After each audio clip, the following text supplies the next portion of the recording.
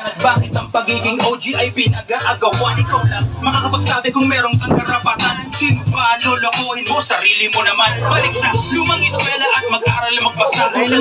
Sinulat ang mga unang pahina. Paranaque ang libro kaya kami dito solido. Mula sa una hanggang ikalawang distrito. Ipinipesa ang respeto, kusang binibigay. Kung wala kang natatanggap kas, huwag kang mag-iingay. Pagpasado ang bunganga at mabaho ang bugana. Parang bawang nakasama sa lahat ng ginisa.